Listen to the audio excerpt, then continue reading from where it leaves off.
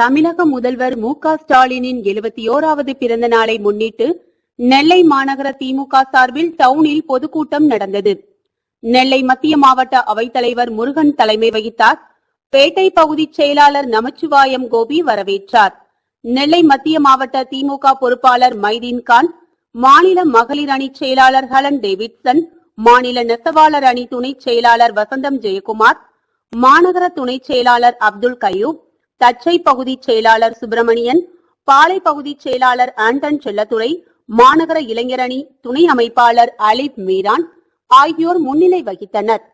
கூட்டத்தில் தலைமை கழக பேச்சாளர் சிவாஜி கிருஷ்ணமூர்த்தி பேசியதாவது: பாஜகவின் ஒன்றிய அரசுக்கு அடங்கி செல்லவில்லை என்றால் வருமான வரி, அமலாக்கத்துறை, சிபிஐ போன்ற துறைகளை ஏவி விட்டு வேடிக்கை பார்த்து வருகிறது. தொழிலதிபர்களிடம் அதிக அளவில் நன்கொடை வசூலித்த கட்சி பாரதிய ஜனதா. இப்படி இருக்கும் பட்சத்தில் காங்கிரஸ் கட்சியின் வங்கி கணக்கை ஒன்றிய அரசு முடக்கியது. இதனால் காங்கிரஸ் கட்சி சுப்ரீம் கோர்ட்டிற்கு சென்று வங்கி கணக்கை மீண்டும் இயக்க வைத்தது. தமிழக பாஜக தலைவர் அண்ணாமலை கலராக பொய்யாக ரீல் விட்டு வருகிறார். தமிழக முதல்வர் மு.க. ஸ்டாலின் கொண்டு வந்த சட்டங்களை பார்த்து பல்வேறு மாநிலங்கள் பின்பற்ற துவங்கியுள்ளது. பொதுமக்கள் வரும் பாராளுமன்ற தேர்தலில் பிற கட்சிகளை ஒதுக்கிவிட்டு திமுக கூட்டணிக்கு வாக்களித்து வெற்றி பெற செய்ய வேண்டும். இவ்வாறு அவர் பேசினார்.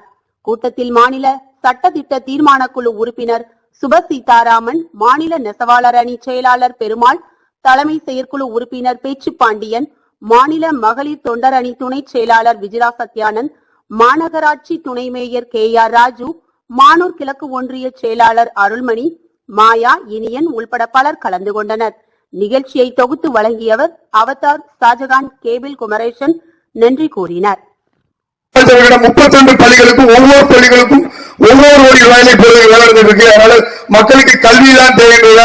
இந்த அரசு சிறப்பாக பண்ணிட்டு மருத்துவத்துறையும் சேர்ந்த அரசு ஆலோசனை ஒரு 10% கூட இப்போ கொரோனா காலத்தை விட தலைமை ஏற்பாடு பண்ணி சொல்வார்கள். அதனால இந்த அரசு எப்பவும் அடிப்படை தேவைப்படுகிற அரசாங்கம் வருகிறது. இன்னைக்கு தலைமை அவர்கள் கூட கிட்டத்தட்ட ஒரு 4000 கோடிக்கு ஒரு கார் கம்பெனி கூட இன்னைக்கு தூத்துக்குடி அதே கம்பெனி கூட இந்த டாடா சோலார் கூட 2007 சிப்காட்ல கிட்டத்தட்ட 1500 மகளிருக்கு வேலை வாய்ப்பு அளித்துள்ளது. எந்த விதத்தில் பதில் மகளிருக்கு வேலை வாய்ப்பு, நிவாரணத்துறை எல்லாமே மகளிருக்கு நிறைய சேர்ந்த தலைமை செஞ்சுட்டு வருவார்கள். அதனால் வேலை வாய்ப்பு, மருத்துவம், கல்வி எல்லாம் கொடுக்கும் அரசு. அதனால் இந்த அரசுக்கு நீங்கள் 1 மணிக்கு 40 வெற்றி பெற வேண்டும். இந்தியாவின் நம்பர் மூலமாக 40 வெற்றி பெற்று இந்தியாவின் தலைவரை தீர்மானிக்க ஒரு பொறுப்பாக முதல்வர் தீர்மானிக்க வேண்டும் என்று சொல்லி வாய்ப்பு நன்றி.